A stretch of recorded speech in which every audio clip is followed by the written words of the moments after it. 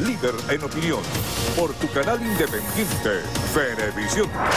Muchísimas gracias por acompañarnos en Entrevista Venevisión. Ya estamos listos para iniciar nuestra conversación con el invitado del día de hoy. Él es Juan Carlos Alemán, constituyente, vicepresidente de la Comisión de Poder Público. Gracias por estar con nosotros. Gracias a ti por la oportunidad de estar aquí en Venevisión. Y bueno, vaya un saludo por supuesto para ti, todo el equipo técnico y los usuarios y usuarias. Es muy importante comenzar a revisar el rol que cubre la Asamblea Nacional Constituyente, sobre todo en el escenario internacional. Hemos revisado las distintas acciones del gobierno de Estados Unidos, de Canadá, respecto a Venezuela, y muchos vinculan estas sanciones a la instalación de la Asamblea Nacional Constituyente. De hecho, Almagro, como representante de la OEA, emitió un cuarto documento donde pide a otros gobiernos sancionar a Venezuela para rescatar la democracia. A su juicio, ¿cómo se interpretan estas acciones? Bueno, una orden del Imperio Norteamericano. El presidente Donald Trump precisamente anunció severas sanciones si se daba la convocatoria a una Asamblea Nacional Constituyente. Asamblea Nacional Constituyente que está en el marco jurídico venezolano, que está contemplada en nuestra Constitución y que fue muy amplia y muy abierta. Todos los sectores que quisieron participar lo pudieron hacer en igualdad de condiciones. Sin embargo, dada la política imperialista norteamericana, se da esa situación. Y bueno, debemos recordar que el señor Luis Almagro es simple y llanamente un actor que está al servicio de los intereses del imperialismo norteamericano. Nosotros, sin embargo, estamos cumpliendo un mandato. Primero, es una convocatoria hecha a través del gobierno nacional dentro de sus facultades 347, 348, 349, y adicionalmente a eso es un compromiso que adquirimos con los venezolanos y venezolanas. En mi caso, yo soy constituyente por el Distrito Capital. Tuvimos casi 700.000 votos en la plancha en la que yo iba. Eso es un gran compromiso para los caraqueños y las caraqueñas. Y más allá de eso, ahora como vicepresidente de comisión, es un compromiso para con el país, porque significa adecuar el marco jurídico a los nuevos tiempos. Precisamente acerca de esos nuevos tiempos, la incorporación de Venezuela al conjunto de países que participan en estos vetos migratorios establecidos por Estados Unidos, que hasta ahora son 8 países, muchos consideran que esto pudiera someter a todo el país en una situación de aislamiento. ¿Ese escenario se maneja o piensan afinar a través de relaciones diplomáticas y tratar de sanear las relaciones con Estados Unidos y otras naciones? Bueno, el presidente Nicolás Maduro, quien le corresponde dirigir la política internacional, ha sido muy diáfano en el mensaje que ha enviado al gobierno norteamericano y todos los actores internacionales que están en esta acción de tratar de presionar al gobierno venezolano y a los actores de los distintos poderes venezolanos a los fines de que doblemos en nuestra voluntad firme de seguir siendo libres, soberanos e independientes. Sin embargo, el presidente ha mandado mensajes ayer, antier, nuestro canciller en su discurso en la ONU, ratificaba pues el compromiso del gobierno venezolano de reunirse, bien sea con el presidente Donald Trump, bien sea con la figura, el secretario del Departamento de Estado o quien ellos designen, precisamente para que prive el interés supremo de los venezolanos. Nosotros debemos entender que cuando se fijan este tipo de sanciones, generan incomodidad a todo el pueblo venezolano. Y no es fácil entender cómo el gobierno norteamericano pudiera quedarse tranquilo cuando nosotros estamos tomando también acciones. Cuando nosotros, por ejemplo, decidimos cotizar nuestro petróleo en una canasta de divisas, le pega directamente a la economía del gobierno norteamericano en atención a que estamos mandando un mensaje. Nosotros no somos los únicos que podemos tomar esas acciones. Ya hay otros países, por ejemplo China, donde están cotizando sus transacciones económicas en otra canasta, Rusia lo está haciendo, y hemos logrado pues el despertar de un movimiento antiimperialista, antiinjerencista en las relaciones de los países.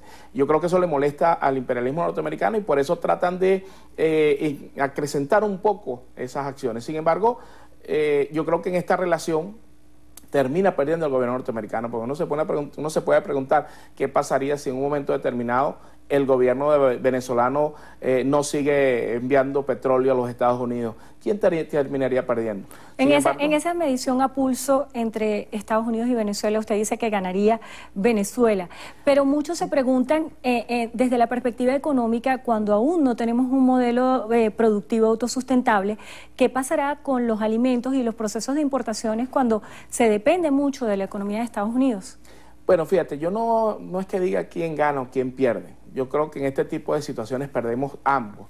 Pierde por un lado el gobierno, el pueblo norteamericano, no el gobierno, porque hay muchas empresas norteamericanas que tienen negocios acá.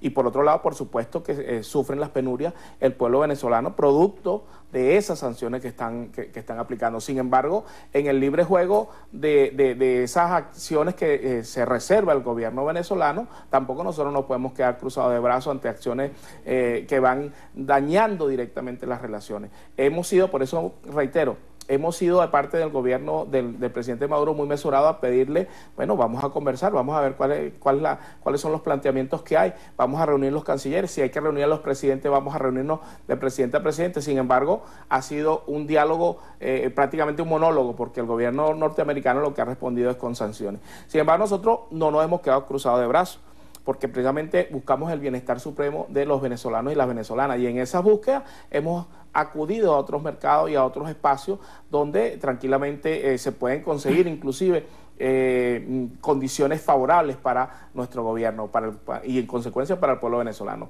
Cuando acudimos, por ejemplo, al ALBA, a los países que integran el ALBA para la relación y desarrollo de nuestras relaciones económicas internacionales, es precisamente acudiendo a ese pensamiento muy parecido al nuestro, que lo que ratifica es el antiimperialismo. O sea, nosotros lo que no queremos que haya respeto, y adicionalmente a que queremos que haya ese respeto, queremos que nuestras relaciones, las relaciones de los venezolanos, las decidamos nosotros. Vamos a un proceso electoral. Ese proceso electoral, ahí están, ¿quiénes están inscritos en ese proceso electoral? Precisamente lo que hasta ayer decían que no había democracia en Venezuela, lo que hasta ayer decían que el sistema electoral era fraudulento. Esos que no reconocieron el sistema electoral ayer, hoy son candidatos a las elecciones en los distintos estados. ¿Qué va a hacer el gobierno norteamericano? Yo pregunto, si en un caso negado, que estoy seguro que no va a ser así, si la oposición llegase a tener la mayoría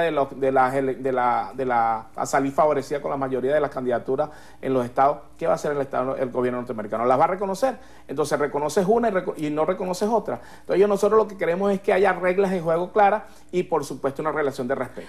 Acerca de ese reconocimiento, viene a la memoria otros procesos electorales donde se ha planteado la idea de la firma de un documento de reconocimiento de resultados. ¿Cree usted que es necesario en este momento, cuando hay fases exploratorias de diálogo que hasta ahora ha sido infructuosa, que exista una conciliación para el reconocimiento de esos resultados electorales? Bueno, mira, de la derecha venezolana se puede esperar cualquier cosa. Así como nosotros todavía estamos esperando que el señor Ramos Alú, quien dijo que tenía las pruebas de fraude en las elecciones del año 2006, las presente, y le mintió al país una vez más, y cada vez salen con cosas distintas en cada proceso. Nosotros no estamos esperando de ellos más allá que el reconocimiento a la voluntad del pueblo. Nosotros perdimos las elecciones en el año 2015. La Asamblea Nacional fue favorecida, o mejor dicho, salió favorecida con el voto del pueblo en el 2015. Y ellos tuvieron la oportunidad de tener su Asamblea Nacional y trabajar para el pueblo. Sin embargo, no hubo esa voluntad. Hubo la voluntad desde el momento que se instalaron en sabotear, en boicotear. Y posteriormente a eso, el presidente Nicolás Maduro en más de una oportunidad envió mensajes al Poder Legislativo y le dijo, bueno, hay que sentarse a conversar en pro del país, y nunca lo hicieron. Siempre le dieron una patada a la mesa. Nosotros seguimos creyendo en el diálogo, pero por supuesto, vamos a un proceso electoral, y en ese proceso electoral nosotros lo que sí decimos es que reconocemos la voluntad del pueblo. Si la mayoría del pueblo venezolano vota por los candidatos de la Revolución Bolivariana, tendremos nosotros la mayoría de los gobernadores. Si votan por los candidatos de la oposición, lo reconoceremos como siempre lo ha hecho un presidente demócrata como es Nicolás Maduro. El presidente Nicolás Maduro ha dicho que las nuevas autoridades electas en estas elecciones regionales deben juramentarse ante la Asamblea Nacional Constituyente. ¿Esto no constituye un acto de coacción?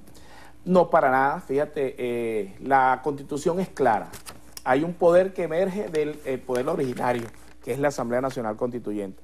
Y así como todos los poderes acudieron precisamente a subordinarse a la Asamblea Nacional Constituyente, no podemos nosotros ahora permitir que las autoridades que vayan a ser electas incurran en el desacato a ese poder constituido. Debe haber el equilibrio, y ese equilibrio se constituye precisamente en el reconocimiento, y ese reconocimiento y subordinación es porque así lo mandata la Constitución, no es un invento del presidente Nicolás Maduro. Además, la Asamblea Nacional Constituyente tampoco es que se constituye en un tribunal inquisidor.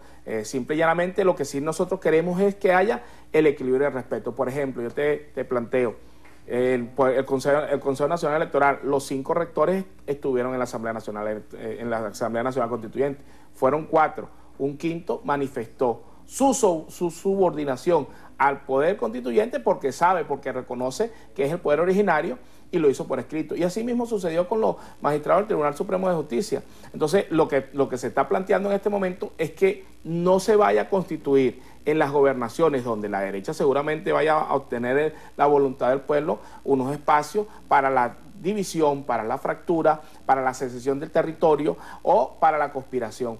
Los gobernadores que sean electos y electas deben dedicarse a gobernar para resolver los problemas de sus ciudadanos. Y eso es lo que quiere la gente. La gente no quiere un gobernador, así como no quería una Asamblea Nacional para ir a torpedear el Ejecutivo Nacional o para ir a un enfrentamiento permanente, porque eso no beneficia en nada. ¿Hay garantías desde el punto de vista legal de que no va a haber modificaciones en las leyes en cuanto a las competencias que adquieran los gobernadores que asuman luego de estas elecciones regionales? Porque muchos dicen que la estrategia política que pudiera tomar el Ejecutivo es a través de la Asamblea Nacional Constituyente modificar para que los gobernadores sean subordinados al Consejo Legislativo. Esto lo decía Henry Ramos Ayub.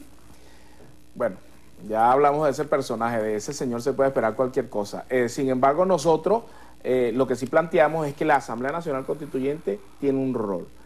Elaborar una constitución y posteriormente a la elaboración de esa constitución y las normas que en ella se pauten, será el pueblo venezolano en el ejercicio soberano del voto quien decidirá si está de acuerdo con esa constitución o no.